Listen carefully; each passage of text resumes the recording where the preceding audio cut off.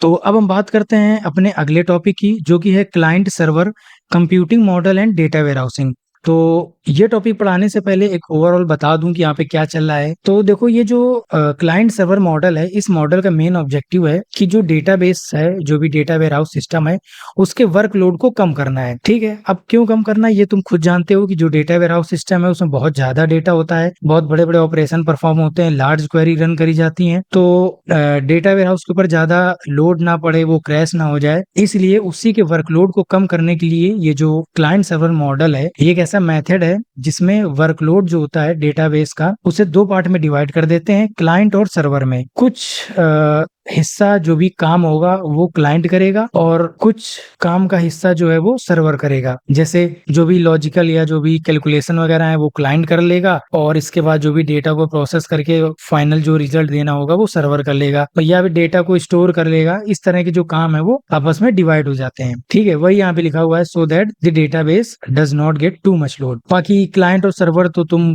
शायद मैंने अभी बता ही दिया क्या है, वही यहाँ पे लिखा हुआ है। तो ये बिल्कुल बुकिश टाइप लैंग्वेज है, उतना हो सकता है तुम्हें ना समझ आए, तो मैं ऐसे ही बता देता हूँ कि देखो, जो भी मतलब जैसे हम क्वेरी रन करते हैं, जो भी यूजर होता है, जैसे कंपनी का सीईओ हो सकता है, मैनेजर हो सकता है, कोई भी डेटा एनालिस्ट हो सकता है, तो ये जो यूजर है, जब ये किसी सॉफ्टवेयर या एप्लीकेशन का यूज करता है, ठीक है, और रिक्वेस्ट भेजता है किसके पास, सर्वर के पास, तो जो भी सॉफ्टवेयर और एप्लीकेशन वो यूज कर रहा है वो है तुम्हारे क्लाइंट, और जिसे वो मतलब जो डेटाबेस सिस्टम है जिसको रिक्वेस्ट भेजी जा रही है वो है तुम्हारा सर्वर। ठीक है, तो क्लाइंट समझ गए और सर्वर समझ गए। क्लाइंट क्या है, सॉफ्टवेयर एप्लीकेशन जो कि रिक्वेस्ट भेज रहे हैं, और सर्वर क्या है, ये तुम्हारा डेटा वेयरहाउस सिस्टम जो कि उस रिक्वेस्ट को प्रोसेस कर रहा है और फाइनली जो है रिजल्ट दे रहा है। एक लाइन में बोलूं तो client make request and server fulfil it. वही यहाँ पे लिखा हुआ है, क्लाइंट क्या है, सर्वर क्या है, एक बार पढ़ लेना खुद से, कुछ नहीं है। ठीक है, जो मेन था वो यही था। चलो अब आगे बढ़ते हैं।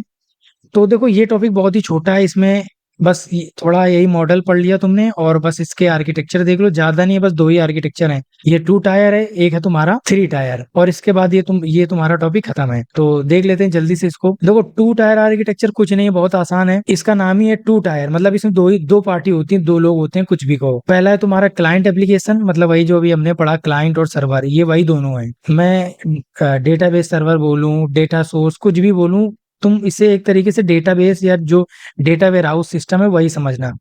और यहाँ पे भी क्लाइंट या क्लाइंट एप्लीकेशन, सॉफ्टवेयर या एप्लीकेशन, कुछ भी बोला जाए वो एक ही बात है। ठीक है, तो कंफ्यूज मत होना इन सब में। In this there are only 2 parties, client and database server. How it works, ये कैसे काम करता है। Client directly connect to database, ये जो क्लाइंट होता है डायरेक्टली देख सकते हो डेटाबेस से कनेक्ट है, इसके बीच में कहीं कुछ भी कोई थर्ड पार्टी या कोई मिडिल मैन नहीं है। Client send request directly to the database server, अब क्योंकि डायरेक्टली इससे कनेक्ट है तो डायरेक्टली इसको ये रिक्वेस्ट भेजता है। All the logic and calculation happen on the client machine, जो भी इसकी मतलब यहाँ पे ही सारी तुम्हारी लॉजिक और कैलकुलेशन जितने भी होती हैं सब यहीं पे हो जाता है। While database server store and manage data, जबकि तुम्हारा जो डेटाबेस है, जो डेटाबेस सर्वर है, वो डेटा को स्टोर करता है, मैनेज करता है, जबकि ये क्या करता है, यहाँ पे जो भी कैलकुलेशन है, जो भी लॉजिक है, वो सारी चीजें यहाँ पे होती हैं। प्लस इसके बारे में एक और लाइन लिखी है, it also execute queries and return result to the client. हालांकि बेसिक तो मैंने यही तुम्हें समझा दिया था, लेकिन फिर भी मैंने इसकी वर्किंग बता दी। अब देखो, इसमें एक प्रॉब्लम है और शायद इसीलिए 3 टायर आर्किटेक्चर बना। प्रॉब्लम ये है कि अगर बहुत सारे क्लाइंट आ जाते हैं एक टाइम पे तो इसके ऊपर काफी लोड पड़ेगा। ठीक, क्योंकि 2 ही लोग हैं काम करने वाले, अगर बहुत ज्यादा क्लाइंट आ गए तो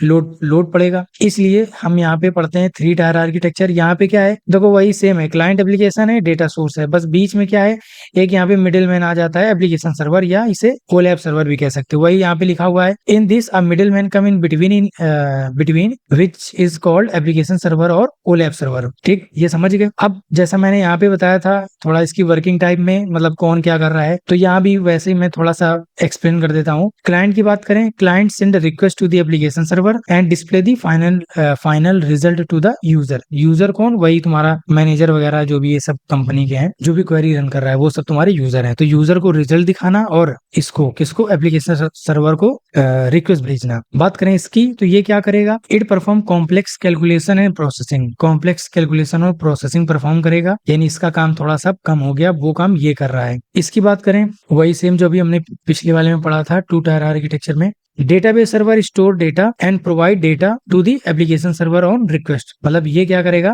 डेटा को स्टोर करेगा और जो भी ये रिक्वेस्ट इसको भेजेगा उसको फुलफिल करेगा, वो इसको रिजल्ट प्रोवाइड करेगा एप्लीकेशन सर्वर को।